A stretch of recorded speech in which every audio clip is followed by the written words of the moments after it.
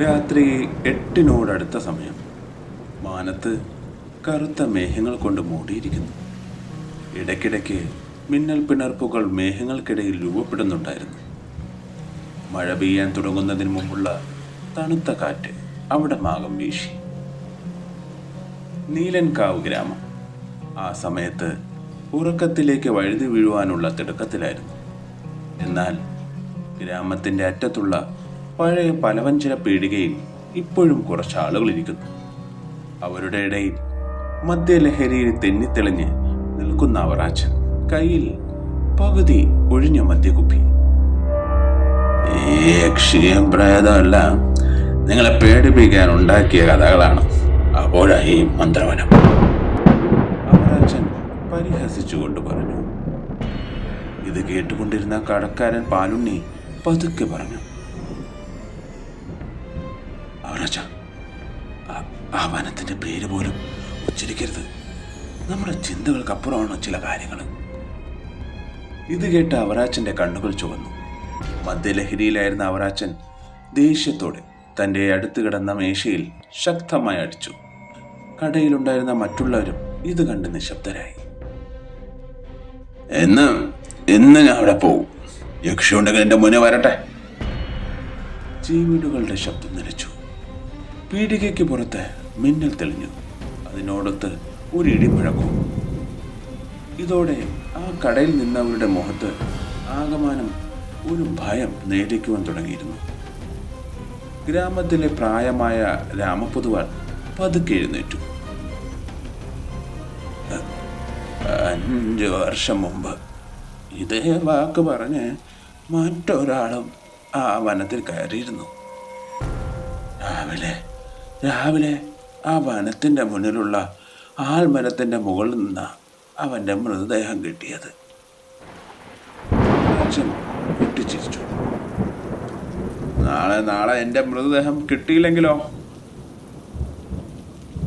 ആരും ഒന്നും പറഞ്ഞില്ല. അവറാച്ചൻ എല്ലാവരെയും പരിഹാസരൂപേ നോക്കിയ ശേഷം ടോർച്ചുമെടുത്ത് പുറത്തേക്ക് നടന്നു. വനത്തിലേക്കുള്ള മൺപാത. എങ്ങും കടുത്ത അന്ധകാരം മാത്രം. ശക്തമായ കാറ്റിൽ മുളകൾ തമ്മിൽ ഉരസുന്ന ശബ്ദം കേൾക്കാം. അതോടൊപ്പം മൂങ്ങ കരയുന്നതിൻ്റെയും.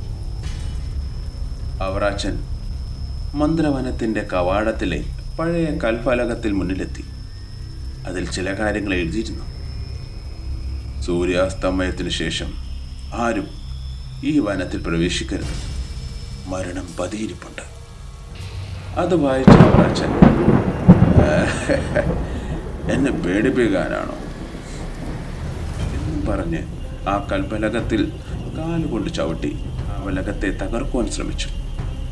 അതേ നിമിഷം മാനത്ത് ശക്തമായ ഒരു ഇടിമുഴക്കമുണ്ടാവുകയും അതിൻ്റെ പ്രകമ്പനത്താൽ അവിടെ ഉണ്ടായിരുന്ന വൃക്ഷങ്ങൾ ആടിയുലയുവാനും തുടങ്ങി. തൊട്ടടുത്ത നിമിഷം അവറാച്ചൻ്റെ പക്കലുണ്ടായിരുന്ന ടോർച്ചിൻ്റെ വെട്ടവും നിലച്ചു. ചുറ്റും മിന്നൽ പിണർപ്പുകൾ വീണുകൊണ്ടിരുന്നു. വല്ലവിധനെയും അയാൾ ടോർച്ച് അടിച്ചും കുലുക്കിയും വീണ്ടും തെളിയിച്ചു. ടോർച്ചിൻ്റെ വെളിച്ചം എല്ലായിടത്തും പടർന്നപ്പോൾ അവറാച്ചൻ മറ്റൊരു കാര്യം ശ്രദ്ധിച്ചു. തൻ്റെ മുന്നിലുള്ള മണ്ണിൽ പുതിയതായി പതിഞ്ഞ ഒരു സ്ത്രീയുടെ കാലടികൾ. പക്ഷേ അതിൽ ഒരു അസ്വാഭാവികത ഉണ്ടായിരുന്നു. ആ കാലടികൾ പിന്നിലേക്ക് തിരിഞ്ഞതായിരുന്നു. അവറാച്ചൻ്റെ ചിരി മാഞ്ഞു. അയാൾ തലയുയർത്തി. ദൂരെയുള്ള ഒരു വലിയ ആൽമരത്തിൻ്റെ താഴെ വെളുത്ത സാരി അണിഞ്ഞ ഒരു രൂപം. നീണ്ട മുടിയാൽ മുഖം മുഴുവൻ മറച്ചിരിക്കുന്നു. ആ രൂപം അനങ്ങാതെ നിൽക്കുകയാണ്. അവറാച്ചൻ ധൈര്യം നടിച്ചുകൊണ്ട് ചോദിച്ചു, ആരാ നീ? മറുപടിയില്ല. മിന്നൽ വീണ്ടും ആകാശം കീറി. ആ വെളിച്ചത്തിൽ ഒരു നിമിഷം മാത്രം അവളുടെ രൂപം വ്യക്തമായി. അടുത്ത നിമിഷം അവൾ അവിടെ ഉണ്ടായിരുന്നില്ല. അവൾ എവിടെ പോയി? അയാൾ ചുറ്റും നോക്കി. അപ്പോഴായിരുന്നു പിന്നിൽ നിന്നും ഒരു സ്ത്രീയുടെ ശക്തമായ ശ്വാസോച്ഛ്വാസം. അവറാച്ചൻ ഭയത്താൽ പതിയെ പിറകോട്ടേക്ക് തിരിഞ്ഞു. എന്നാൽ അവിടെ ആരുമില്ല. എനിക്ക് തോന്നിയതായിരിക്കും എന്ന് സ്വയം ആശ്വസിപ്പിച്ചുകൊണ്ട് അയാൾ മുന്നോട്ടേക്ക് നടന്നു. പക്ഷേ ഓരോ ചുവടുവയ്പ്പിനും പിന്നിൽ മറ്റൊരു ചുവടുവയ്പ്പിൻ്റെ ശബ്ദം അയാൾക്ക് കേൾക്കാം.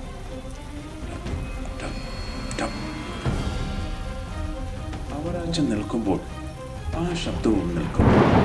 അയാൾ നടക്കുമ്പോൾ അത് വീണ്ടും തുടങ്ങും. അവറാച്ചൻ ആകെ മൊത്തം വെട്ടിവിറക്കുവാൻ തുടങ്ങി.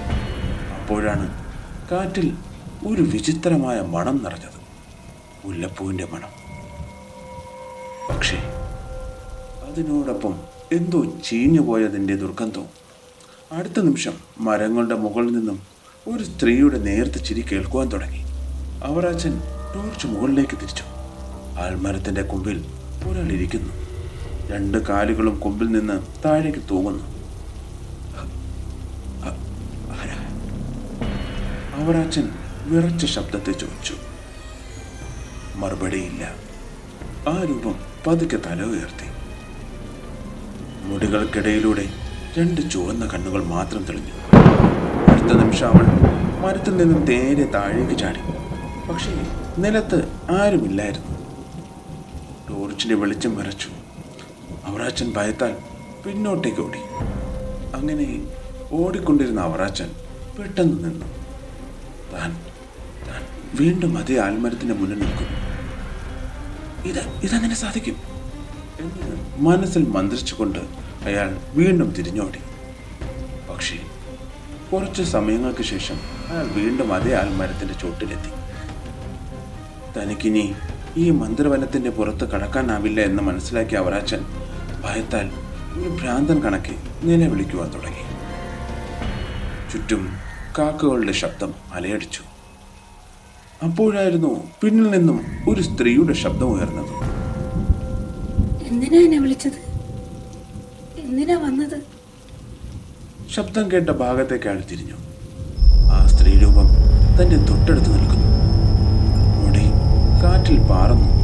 വെളുത്ത സാരി, അതിൽ മുഴുവൻ ചെളിയും ഉണങ്ങിയ രക്തക്കറയാലും മൂടപ്പെട്ടിരിക്കുന്നു. അവൾ ഒരു ചുവട് മുന്നോട്ട് വെച്ചു. അവളുടെ കാലുകൾ പിന്നിലേക്ക് തിരിഞ്ഞതാണെന്ന് അവറാച്ചൻ കണ്ടു. അടുത്ത നിമിഷം അവറാച്ചൻ അലറിക്കൊണ്ട് പിന്നിലേക്ക് ഓടി. പക്ഷെ പെട്ടെന്ന് ആരോ അയാളുടെ തോളിൽ പിടിച്ചു. അയാൾ തിരിഞ്ഞു നോക്കി. ആരുമില്ല. വീണ്ടും ഓടാൻ മുന്നോട്ടേക്ക് തിരിഞ്ഞപ്പോൾ ആ യക്ഷിയുടെ മുഖം അയാളുടെ മുഖത്തിന് തൊട്ടുമുന്നിൽ. അവളുടെ വായ് പതുക്കെ തുറന്നു. അസാധാരണമായി നീണ്ട കറുത്ത നാവ് പുറത്തേക്ക് വന്നു. അവളുടെ മുഖത്ത് പൈശാചികമായ ഒരു മന്ദഹാസം ഉടലെടുത്തു. നീ എന്നെ വിളിച്ചല്ലോ. മരച്ചില്ലകൾ കാറ്റിന്റെ ശക്തിയാൽ ആടി ഉലഞ്ഞു.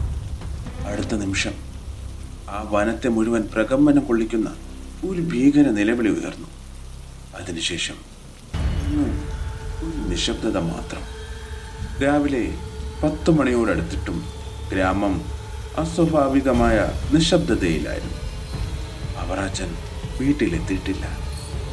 ഗ്രാമക്കാർ കൂടി മന്ത്രവനത്തിലേക്ക് നടന്നു. ആൽമരത്തിന്റെ ചുവട്ടിൽ അവറാച്ചന്റെ മൃതദേഹം. ശരീരത്തിന്റെ പല ഭാഗങ്ങളും ഭക്ഷിക്കപ്പെട്ട രീതി. മുഖം ഭയത്താലും വേദനയാലും വികൃതമായിരിക്കുന്നു. അയാളുടെ കയ്യിൽ നീണ്ട കറുത്ത മുടി മാത്രം മുറുകെ പിടിച്ചിരിക്കുന്നു. അത് മനുഷ്യമുടിയല്ലെന്ന് അവിടെ കൂടി നിന്നവർക്ക് ബോധ്യമായി.